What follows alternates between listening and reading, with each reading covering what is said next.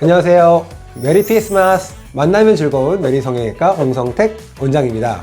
아마 이런 경험 한 번쯤은 있을 건데요. 오랜만에 만난 친구가 한마디 합니다. 너 왜 이렇게 피곤해 보여? 너 왜 이렇게 나이 들어 보여? 이럴 때 거울을 보면 눈 밑에 다크서클이 있는 팬더 같은 얼굴을 보고 놀란 적이 있으실 텐데요. 오늘은 바로 이 다크서클에 대해서 이야기해 볼까 합니다. 그리고 다크서클이 심하신 분들이 제일 먼저 고려하는 수술이 있죠. 눈밑지방 재배치입니다. 눈밑지방 재배치는 여러분의 다크서클을 말끔하고 환하게 고쳐주는 만능 수술일까요? 그 비밀을 파헤쳐 보겠습니다.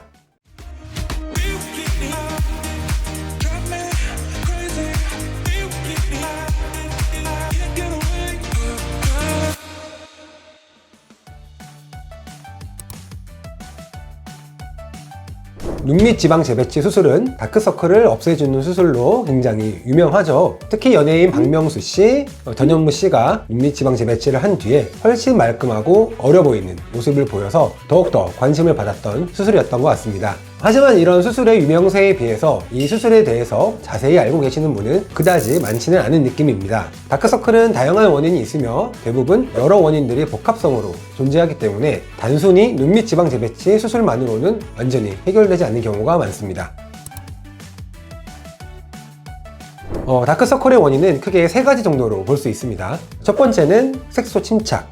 눈밑 피부에 색소가 침착되면서 피부색 자체가 어둡거나 푸르게 보이시는 분들이 여기에 해당하는데요. 이런 경우는 수술적 치료를 통해 아무리 지방 재배치를 잘 하더라도 피부색 자체가 어둡기 때문에 개선이 안 되겠죠. 그래서 색소형의 경우에는 토닝 레이저나 혈관 레이저 같은 피부에 도움이 되는 시술로 치료를 받으시는 게 좋습니다.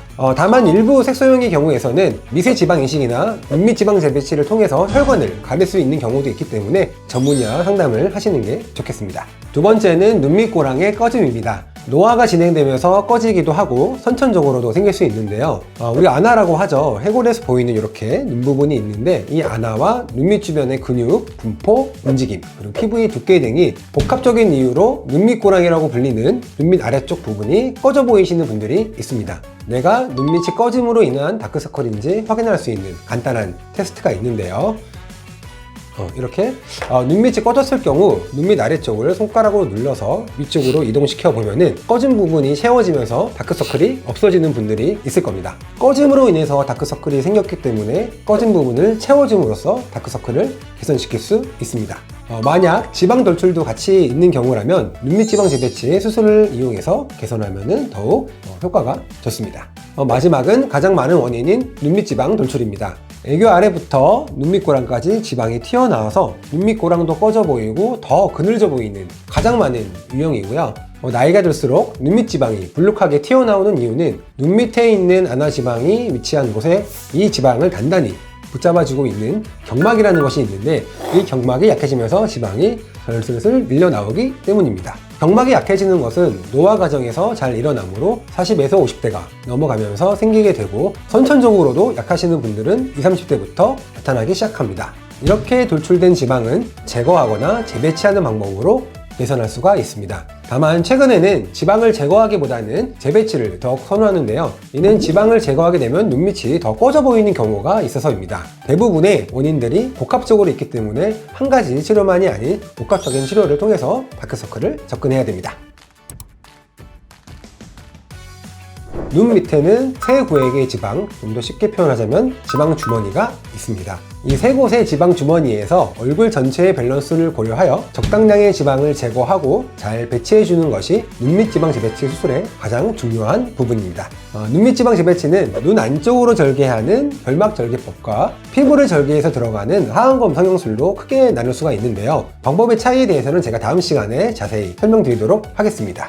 결막 절개나 피부 절개를 통해서 지방과 경막을 확인한 다음 눈밑 고랑을 만들고 있는 근육과 인대를 잘 분리해서 재배치할 지방이 잘 들어가도록 준비를 합니다. 그 다음에 돌출된 지방을 아래쪽으로 펴주고 고정을 하게 되면 수술은 끝나게 됩니다. 재배치된 지방을 어떻게 고정하냐도 정말 중요한데요. 피부 바깥으로 고정하는 뇌 고정법, 안쪽으로 골막에 고정하는 뇌 고정법이 있습니다. 저는 기술적으로 좀 어려워도 결과가 오래 유지되는 골막에 고정하는 뇌 고정법을 선호하고 있습니다. 일반적으로 30분에서 1시간 정도 소요가 되는 비교적 간단한 수술이지만 의사의 실력과 감각이 수술 결과에 더 직접적인 영향을 미치기 때문에 수술을 결정하실 때 꼭 함께 고려해 보셔야 되겠습니다. 오늘은 다크서클과 눈밑 지방 재배치에 대해서 알아보았는데요. 눈밑이 어두워 보이면 피곤해 보이는 것은 당연하고, 나이도 원래보다 몇 살은 더 들어 보이고, 눈밑의 지방이 툭 붉어져 있으면 인상도 사나워 보이기도 하고, 이런 안 좋아 보이는 인상을 개선하고자 하시는 경우가 많은데요. 경우에 따라서 지방 이식이나 필러, 리프팅 등을 병행해서 악광대의 볼륨을 개선해주고 라인을 함께 정리해주면 훨씬 더 어려 보이는 효과를 볼 수 있습니다.